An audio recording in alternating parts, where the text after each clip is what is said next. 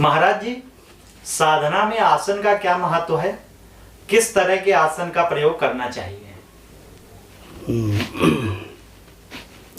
योग साधना में आसन का तीसरा स्थान है। योग में, अष्टांग योग में यम, नियम, आसन, प्राणायाम, प्रत्याहार, धारणा, ध्यान, समाधि। यम और नियम के पश्चात आसन का नंबर आता है। आसन 84 माने गए हैं।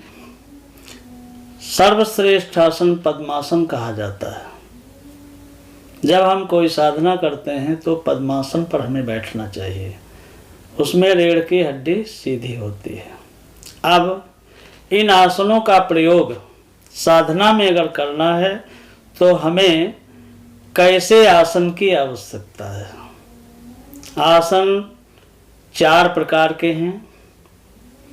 पहला आसन है कुशासन, दूसरा आसन है व्याघ्रासन, व्याघ्र की चर्म का आसन। तीसरा है अजिनासन, अजिन माने होता है रेशम, रेशमी वस्त्र का आसन। और चौथा आसन है कंबलासन, कंबल पर बैठ करके साधना की जाए। कुशासन पर बैठ करके करने से क्या होता है? कुशासने भवेदायुः, कुशासन पर बैठकर साधना करने से आयु की वृद्धि होती है। मोक्षः स्याद् व्याघ्र चर्मणि, बाघ की खाल पर बैठ करके साधना करने से मोक्ष की प्राप्ति होती है।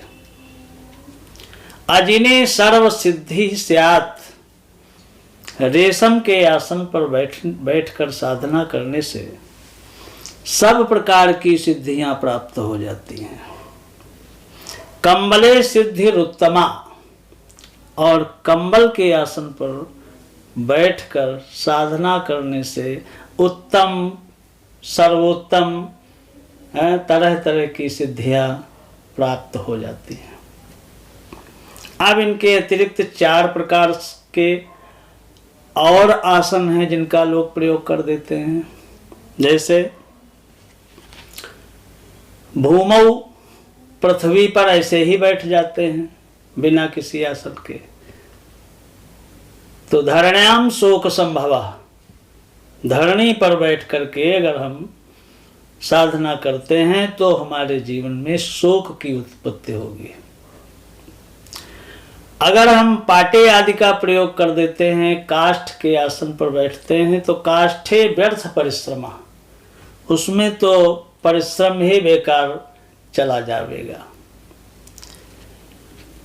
वस्त्रासनेषु दारिद्र्यम, कुछ लोग वस्त्र का आसन बिछा लेते हैं और उसी पर साधना करना चालू कर देते हैं, तो वस्त्र के आसन पर दरिद्रता आती है। चौथा आसन है प्रस्तर खंडेषु, पत्थर के ऊपर बैठ करके अगर हम साधना करते हैं तो रोगाः जायन्ते। इसलिए ये जो 4 प्रकार के आसन हैं इनका प्रयोग नहीं करना चाहिए। ऊपर के 4 आसनों का प्रयोग अगर हम योग साधना में करते हैं तो हमें लाभ ही लाभ है।